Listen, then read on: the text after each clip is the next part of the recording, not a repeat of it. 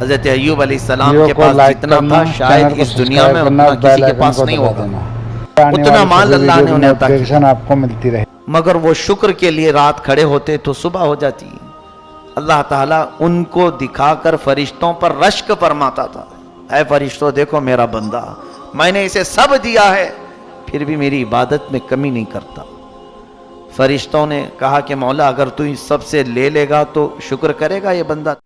السلام علیکم ورحمۃ اللہ وبرکاتہ۔ دوستو، میں آج آپ کی خدمت میں جو واقعہ لے کر آیا ہوں، جو بیان لے کر آیا ہوں، پورا واقعہ حضرت ایوب علیہ السلام کا ہے۔ ان کو صبر ایوب کے نام سے بھی جانتے ہیں۔ اللہ رب العزت نے ان کو ہر چیز سے نوازا تھا، دولت بہت زیادہ اللہ نے ان کو دی تھی، اولاد بھی اللہ نے بہت زیادہ دی تھی، اور بعد میں اللہ نے ان کو ایک بیماری میں مبتلا کیا، اور بیماری یہاں تک بڑھ گئی کہ جسم کا گوشت بھی گل کر ختم ہو گیا تھا۔ بخار کی تپن کی وجہ سے گوشت بھی جسم کا گل گیا تھا، اور جسم کے اندر کیڑے پڑ گئے تھے، اور جو کیڑا زمین پہ گر جاتا تھا اٹھا کر اس کو وہیں رکھتے تھے۔ اللہ نے تجھ کو میرے جسم کے لیے پیدا کیا ہے، تیری غذا یہی ہے، اور اس حال میں بھی اللہ کا شکر ادا بہت زیادہ کیا کرتے تھے۔ انہی کا واقعہ ہے، کیسے کیسے بیماری میں مبتلا ہوئے، کیسے اللہ نے ان کو امتحان میں ڈالا، کیسے امتحان میں وہ پار ہوئے، اور بعد میں اللہ نے ان کو پھر صحتیاب کیا، پھر اللہ نے ان کو دولت سے نوازا۔ بیماری کی حالت میں اللہ کے بہت زیادہ شکر ادا کیا کرتے تھے، حمد و ثنا تعریف بیان کیا کرتے تھے۔ انہی کا پورا واقعہ ہے۔ ویڈیو کو لائک کرنا، چینل کو سبسکرائب کرنا۔ انشاءاللہ آپ کی خدمت میں ایسے ایسے بیانات میں لے کر آؤں گا۔ السلام علیکم ورحمۃ اللہ وبرکاتہ۔ اللہ تبارک و تعالیٰ نے فرمایا اب اسے میں آزمائش میں ڈالتا ہوں۔ تم نے یہ سوال کیا ہے کہ میرے مال ساری چیزیں دینے کی وجہ سے یہ شکر کر رہا ہے، تو حضرت ایوب علیہ السلام کثرت سے الحمدللہ کہا کرتے تھے۔ پھر اللہ تبارک و تعالیٰ نے اچانک آزمائش میں، امتحان میں ایسا ڈالا اس نبی پاک کو کہ آندھیاں چلیں، ایسی آندھیاں چلیں کہ ان کے پورے جانور ایک ساتھ مر گئے، سب چلے گئے۔ ایک بھاری نقصان ہے، یہ کروڑوں کا نقصان جس کا ہو جائے۔ حضرت ایوب علیہ السلام پھر مصلی بچھائے اور رات میں الحمدللہ کی تکرار شروع کرتے ہیں کہ رب العالمین تیرا کروڑا شکر و احسان ہے، اور شکر بجا لاتے رہے، یہاں تک کہ پھر چند دنوں کے بعد بیماریوں کی وبا پھیلی۔ وہ بیماریوں میں ایسا ہوا کہ ان کی اولاد یہ کے بعد دیگرے انتقال کرنا شروع ہو گئی۔ ان کے بیٹے اور بیٹیاں جتنی تھیں تقریباً 100 اولاد ان کی سب انتقال کر گئے۔ ہر بیٹے کے انتقال کے وقت جب آپ کو خبر دی جاتی تو وہ یہی کہتے کہ میرا کچھ بھی نہیں گیا، رب تبارک و تعالیٰ نے دیا تھا اور اس نے واپس لے لیا، مجھے کس چیز کا غم ہے۔ وہ الحمدللہ کہتے رہے، اسی پر قائم رہے۔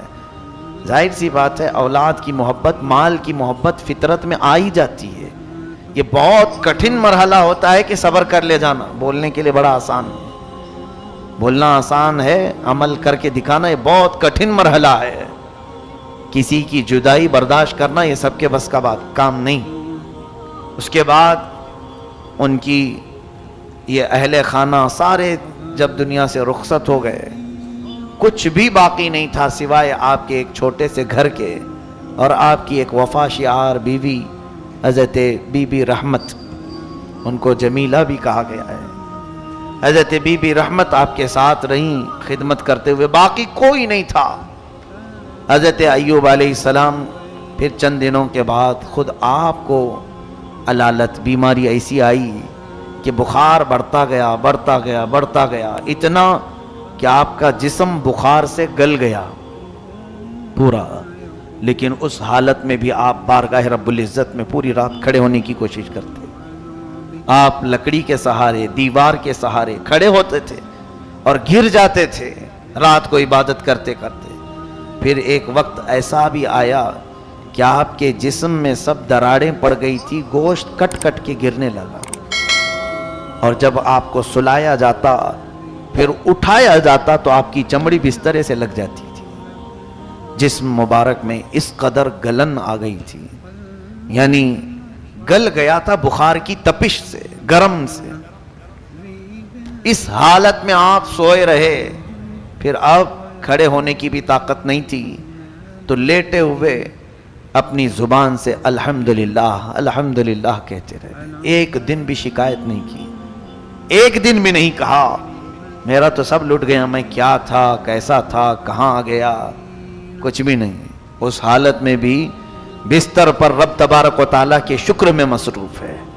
اسی لیے تو صبر اور شکر یہ دو چیزیں بہت ہلکی چیزیں ہیں کہنے کو، لیکن عمل میں اتنی ہی بھاری ہیں، بہت بھاری ہیں۔ صبر کر لے جانا اور شکر کر لے جانا یہ اولیاء اکرام، انبیاء اکرام کی اعلیٰ عادتوں میں سے ہے۔ اگر کسی کو لگ گئی یہ عادتیں، سمجھ لو کہ وہ بہت بڑا مقام حاصل کر لیا، بہت بڑا مقام حاصل کیا، ورنہ ہر ایک کے بس کی بات ہے ہی نہیں ہے۔ میرے عزیزو، سیدنا ایوب علیہ السلام اسی حالت میں سوئے رہے۔ پھر ایک وقت ایسا آیا کہ آپ کی زبان کٹ گئی، زبان کٹ گئی جگہ جگہ سے، زبان ہلتی نہیں تھی۔ اس حالت میں بھی ان کی وفا شعار خاتون حضرت بی بی رحمت انہیں چھوڑ کر نہیں گئیں۔ اس خاتون کو ہماری عورتیں آئیڈیل بنا لیں، نمونہ بنا لیں۔ آج اگر تمہارا شوہر صحیح سلامت ہے، تمہیں دیکھ رہا ہے، کما رہا ہے، تو اس کے آگے پیچھے گھوم رہی ہو۔ جہاں اس کی نوکری چھوٹی، جہاں اس کی صحت میں کمی آئی، تم فوراً شکایتیں شروع کرتی ہو، اور پھر کوشش میں یہ لگی رہتی ہیں کسی بھی طرح سے بھاگ جائیں چھوڑ کر کے۔ کچھ نہیں کرتا ہے۔ اس کی صحت مندی کے دنوں میں تو کچھ کیا اس نے؟ اگر آج اس پر کوئی چیز آفتیں آ گئی ہیں، بارگاہ رب العزت میں دعا کرو کہ مولا اس پر آئی ہوئی بلائیں ٹال دے۔ اللہ تعالیٰ بیوی کی دعا سے شوہر کو صحیح فرماتا ہے، لیکن ناشکری بیویوں سے نہیں۔ اور حدیث پاک میں یہ بھی ہے، حضور صلی اللہ علیہ وسلم فرماتے ہیں میں نے جہنم میں اکثر عورتوں کو دیکھا معراج کی رات میں۔ صحابہ سے صحابیات اس وقت جو موجود تھیں حضور سے پوچھتی ہیں یا رسول اللہ کیوں عورتیں زیادہ کیوں تھیں؟ اللہ کے نبی فرماتے یکفرن العشیر، کہ وہ اپنے شوہروں کی ناشکری بہت کرتی، ناشکری۔